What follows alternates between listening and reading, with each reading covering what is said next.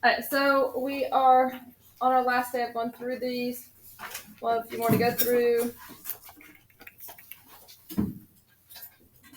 A television news editor would like to know how local registered voters would respond to the question, are you in favor of the school bond measure that would be voted on in upcoming special election?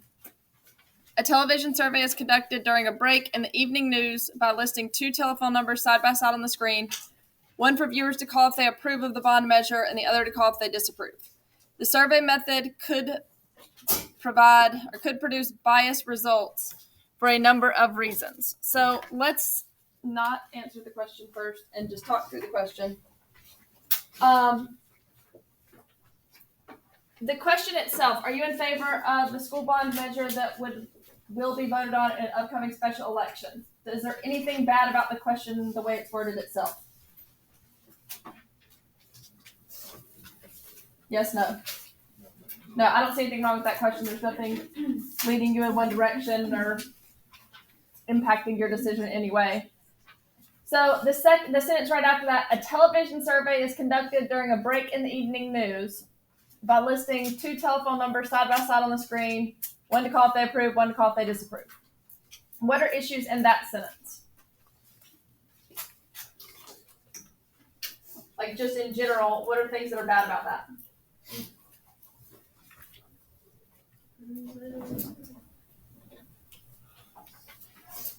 I want a survey.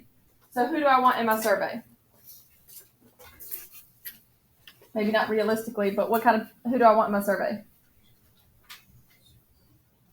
What kind of people do I want in my survey? People that could vote. Everybody that could possibly be there for that vote, right? So how is that an issue with that sentence? Some people might not call. So the fact that it is a call-in, why is that an issue? Certain people are definitely more likely to want to call. What else? Think even more general than that. Might not have a phone. Might not have a phone. What else is an issue with that sentence other than the fact that it's a call-in? Many voters might even know about it. Why?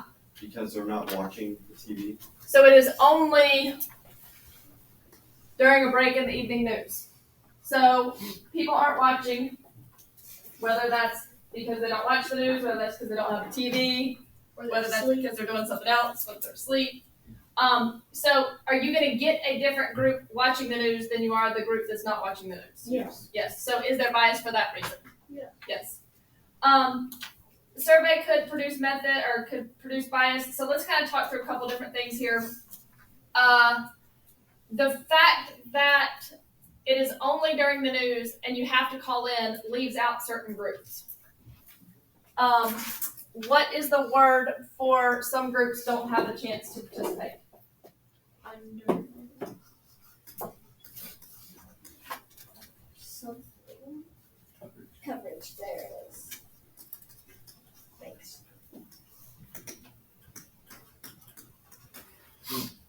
I want y'all writing this.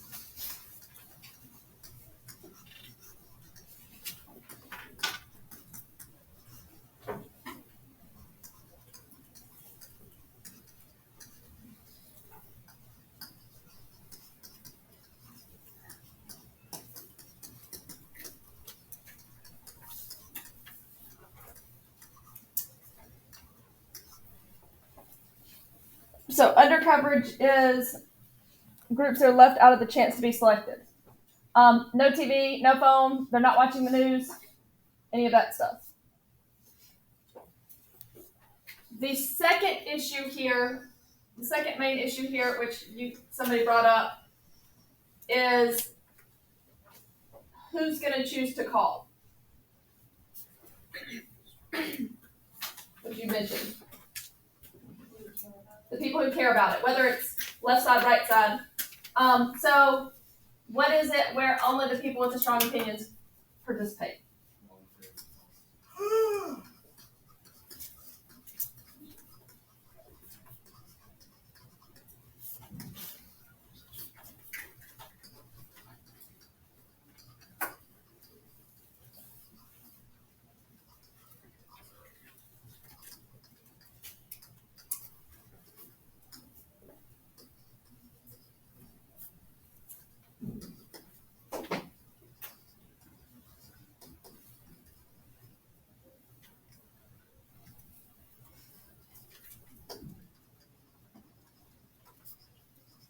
So we might get some extreme for and some extreme against, but you're not going to get that middle group. So both of these are definite issues of bias in this problem. So now we have to figure out of the answer choices which one of those would be our best one. So it uses a stratified sample rather than a simple random sample. Does it use either one of those? No. It uses a voluntary response sample, so it doesn't use either one of those. People who feel strongly about the issue are more likely to respond. Is that true or false? True, because voluntary response. Viewers should be told about the issues before the survey is conducted. Now, if I just bring this up to like you guys and you have no idea what's going on, would it be necessary that you need to know about the issue before it's conducted? Well, yes, you got to at least know what I'm asking you about. But is that leading to bias? That's just they didn't know about the issue. Some registered voters who call might not vote in the election. Is that true that that could happen? Yeah. Yes, but is that going to be our bias? Yeah. And the wording of the question we already talked about, we didn't feel like there was any bias there. B is definitely your answer. But isn't that kind of just with everything? People like, No, so if it's oh, but it's like a optional for census, them. yeah, just because it's optional.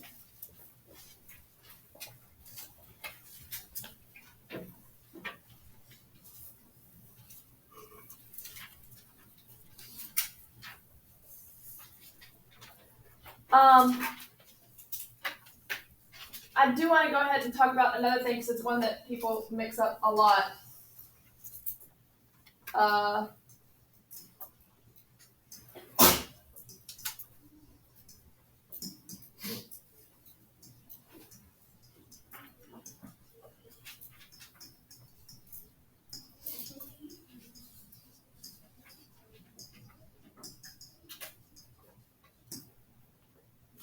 Is that voluntary response? No.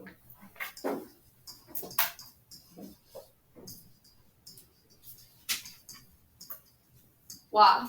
It's non-response bias. It is non-response bias. So the way I always think about it is if I'm conducting this study, I've got this list in front of me of people that are in my study. If I called you, could I write down that you were part of my study? Did I call you? Oh yeah. So who could I write down in a voluntary response? Only people who did what? Only people who participated. Does that make sense? So like, it's out there, they choose to participate, and that's how I know they're part of the survey. Here, I had to call them, so I wrote their number down. They hung up on me, but they were still part of my survey.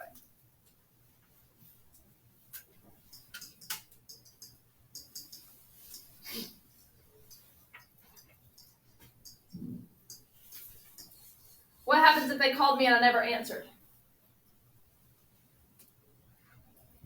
That should be easy. Now, I still called your number, but it's still just non-response. So hanging up on them or not answering actually ends up being the same thing.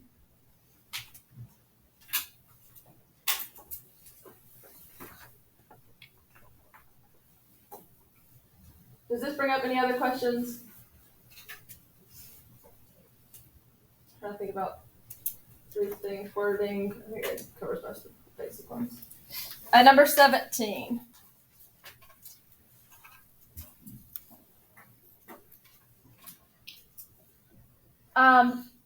This is a very simple problem, but a lot of people end up missing this because they're not thinking about it. The statistics below provide a summary of the distribution of heights in inches for a simple random sample of 200 young children. I've got my different statistics, and it says about 100 have something, which means I'm looking for what?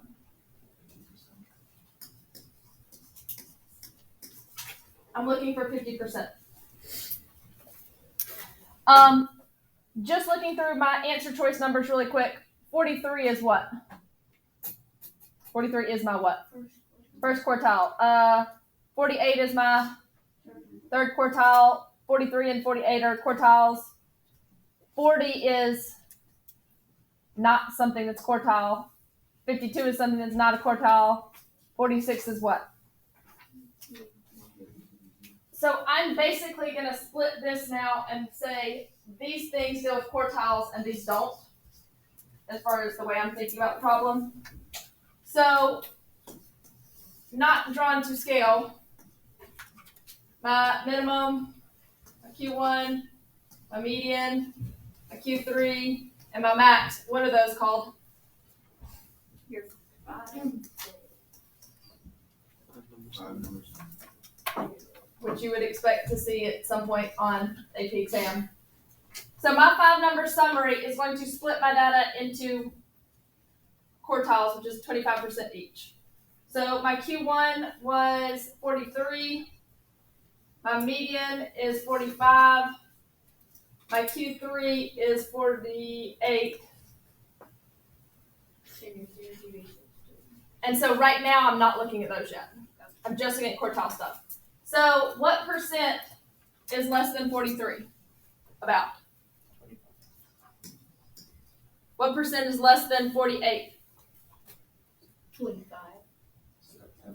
Oops. Less than 48.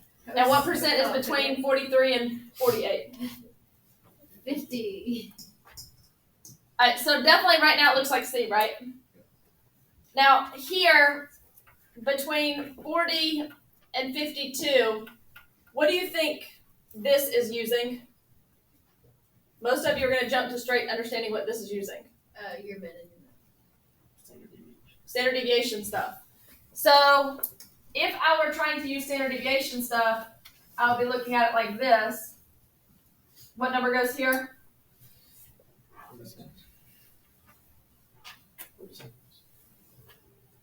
What number goes here? And what number goes here? And so if I were thinking about it that way, what percent would I associate with this?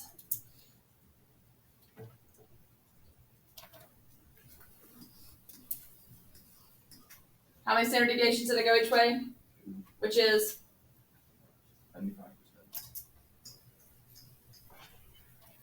What about more than 46?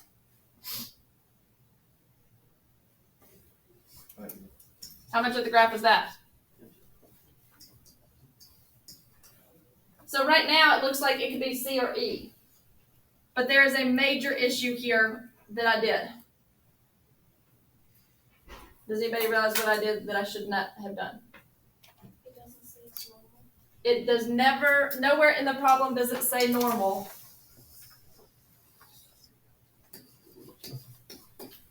So I can't actually use any of that stuff. And that's why in those problems where you get in the habit of it says, it is normal, approximately normal, and you're like, I don't even pay attention to that anymore. It's going to give you a problem where it doesn't say that, which means you cannot use it. So our answer choice is C.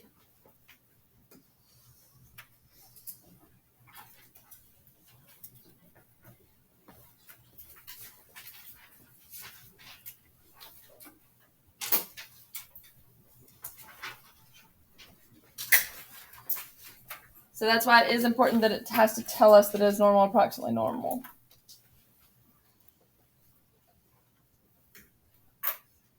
Number 9.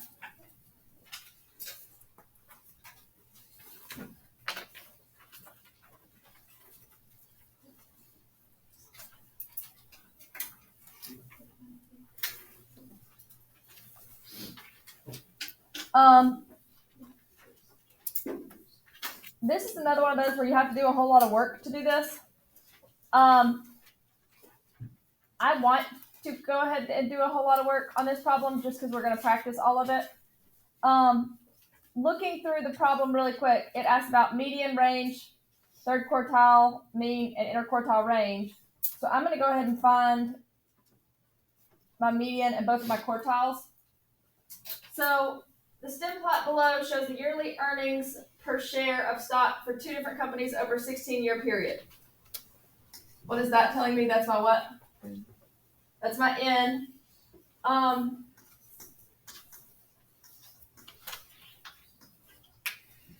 So how do I find my median for each one of them? So 16, how many are on each half? N plus 1 over 2. N plus 1 over 2, so 17 divided by 2. It is between my 8th and 9th number. So where do I start counting? If I'm doing company B, where do I start counting? So I would go 1, 2, 1, 2, 3, 4, 5, 6, 7, 8. There's my median. So that's between what numbers? 21 and 43. 1.21 and 1. And how do I know that? Because of my key over here. So how do I find the middle of those two?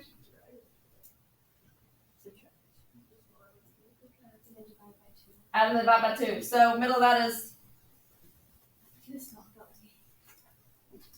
$32, right?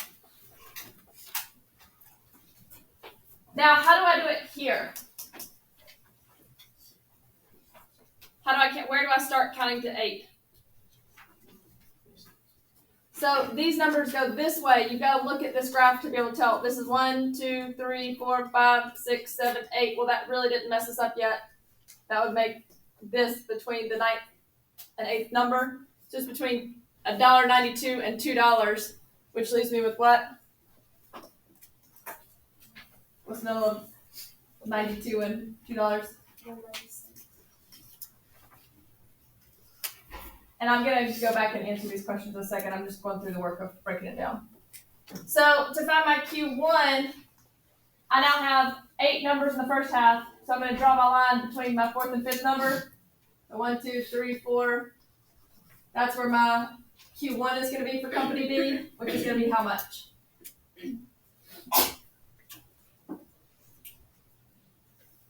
It's between what two numbers? 98 and 101, which ends up giving me what?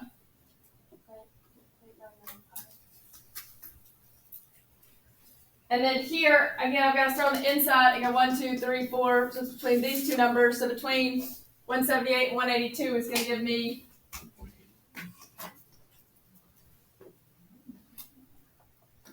now to find my Q3, I'm doing the same thing. 1, 2, 3, 4. It's here. So that's going to give me what's that give me? 69. And then this way, it's between, kind of weird way to draw it. It's between these two numbers. So between 249 and 302 gives me 3.05.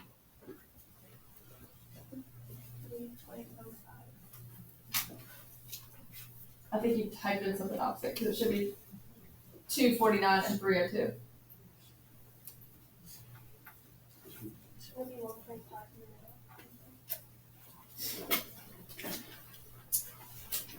Wait, I'm looking at this right?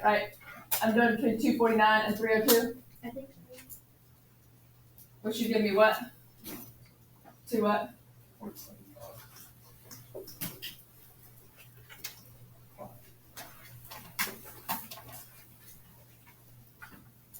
So I'm going to go ahead and answer the questions with what I have so far. The median for A is less than B. Is that true or false? The third quartile for A is smaller than for B. So it looks like that's all that I have right now. So interquartile range. How do I find interquartile range? Q3 minus Q1. This one is about $1. This one is less than $1. Just looking at it really quick. So the IQR for A is twice. Okay, maybe I need to do that a little bit better then. What do I get there?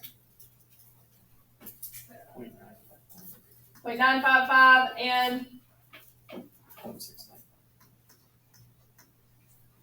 Is that about twice? No.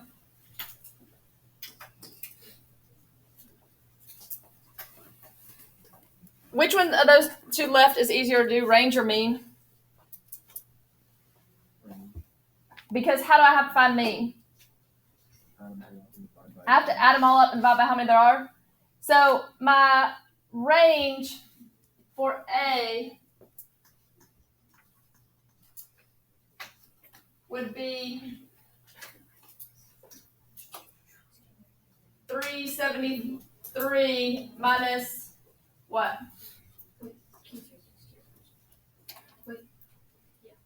Sorry, minus what? My range for A is 373 minus what? 120. And so some people accidentally type in this number instead and go with 1.92. But that gives me what? 2.47. And then my range for B, I'm subtracting what minus what? 2.29 minus 28. And that leaves me with, 1.71. say it again. 1.71. So my range of company A is less than the range of company B, true or false? Now, I do not think it is worthwhile to add up all those at this point. Can I look at company A and see where the mean is about versus the mean of company B? Because the mean of company B is going to be somewhere in this line. The mean of company A is going to be probably somewhere between here and here. Honestly, if it gets to a test and I've got a certain time limit and I know that all these are wrong, I'm not going to go back and type in all those numbers. Now, if you want to, you can, but I do not think that is worthwhile at all.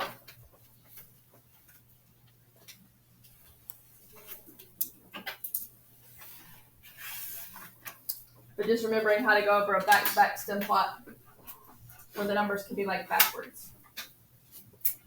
And I've seen them do it both directions on an AP exam, actually, where they'll switch this one and make this one 26 starting out here and 92 starting here. And you just have to look at it and see. Yeah, it's kind of weird that they're thinking something like that. At 35.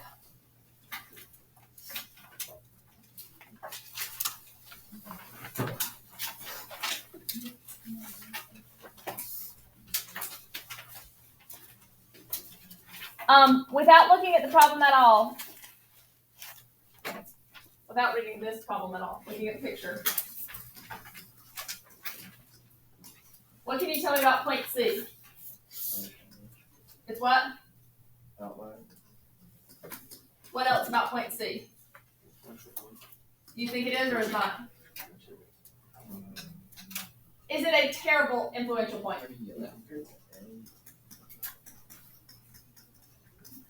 And I heard something. Now, could it be yes, but what did you say? Compared to A, no. And I've got some out here that are farther than that. So it is not always an influential point just because it's an outlier. Now, is it going to influence it? Yeah. But is it going to be terrible? Probably not. I was saying if we didn't look at this at all. I'm just Okay, I was like, yeah. So the problem itself actually asks which is the point that has the largest residual. If I asked you to draw the residual on the graph, how would you draw it? Straight lines from the Alice law. It is, what is your if I say what is the equation for your residual, what is it?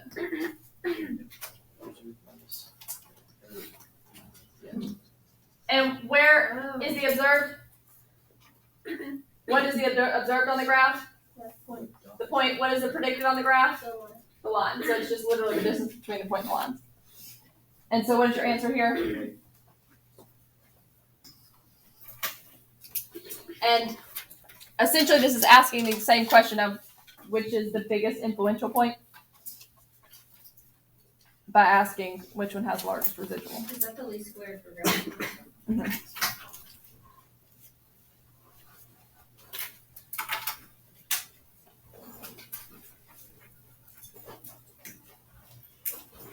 Number 3.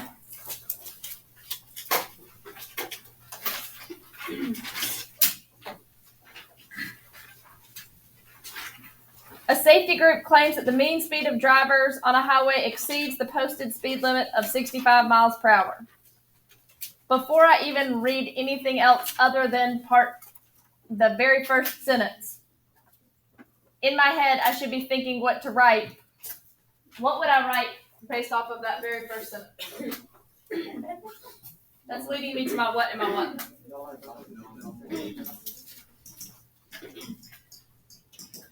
What is my parameter that I'm using?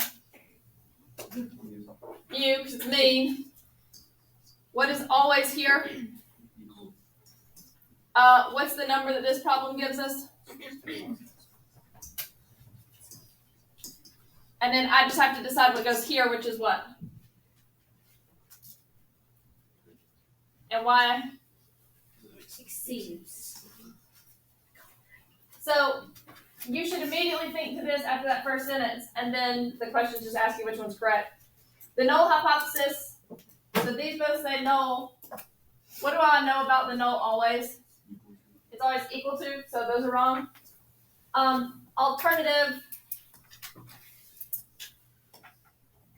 which one of those is correct? Greater than, which is C.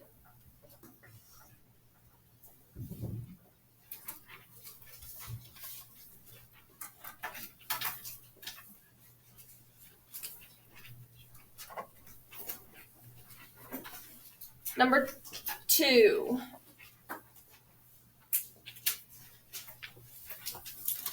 A researcher wishes to test a new drug developed to treat hypertension. A group of 40 hypertensive men and 60 hypertensive women is to be used. The experimenter randomly assigns 20 of the men and 30 of the women to placebo and assigns the rest to a treatment. The major reason for separate assignment for men and women is that. So, we talked about this one yesterday.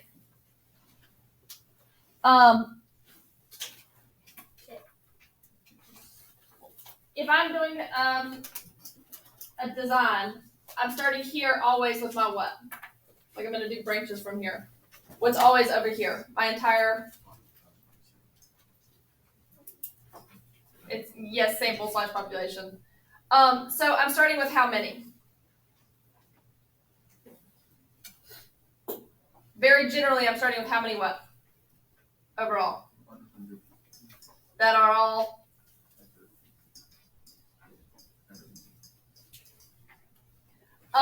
What did it do directly from there?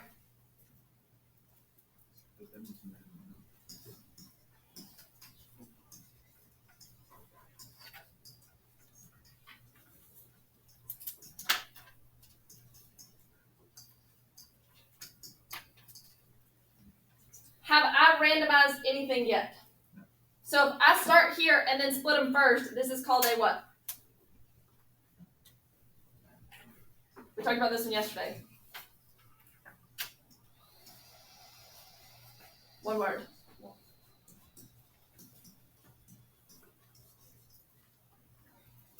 And then I could keep going for what happens at that point. They would randomize each one.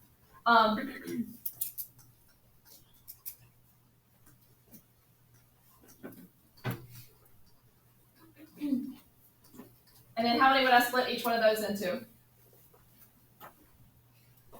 Placebo, 2, placebo.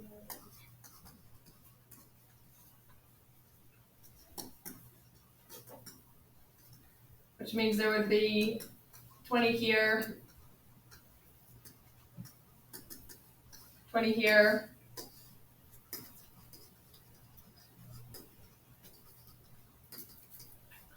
$30 and $30.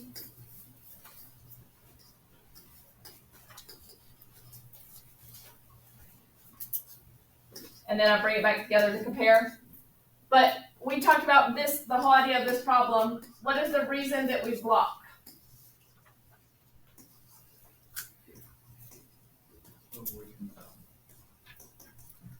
And yes, everything you said is correct. And if I'm going like a more generic way to explain it to everybody that doesn't know what that word is, but you're correct. We block for a variable that might what? More specific, which thing? Terms, Make a response. response variable, which is called confounding. So, why did we split for men and women? Is it because the study is too large? No. Is it because the drug may affect men and women differently? Yes. Yes. Is it because the drug may affect hypertensive and non-hypertensive? What is this? Why is it not this answer?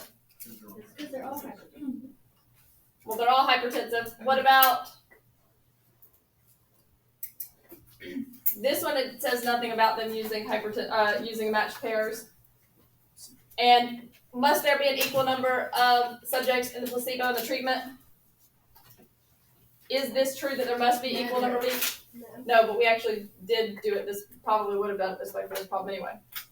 So that one, even the bad answer choices aren't really good answer choices.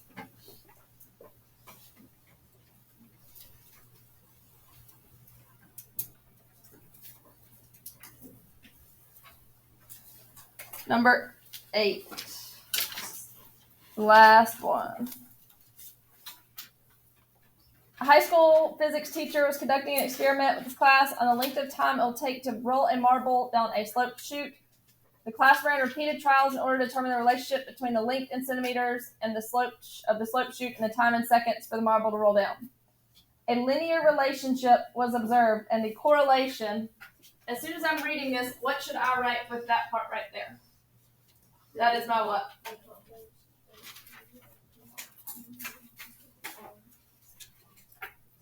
After discussing the results, the teacher instructed the students to convert all of the length measurements to meters, but leave the time in seconds.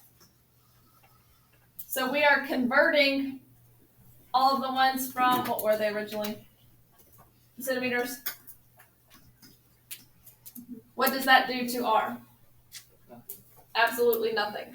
So here it says correlation will decrease, correlation will decrease, correlation will decrease, correlation will increase. It does not change it.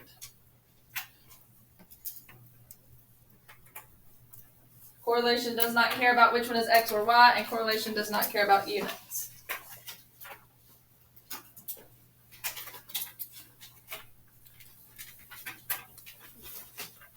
All right, questions about any of this?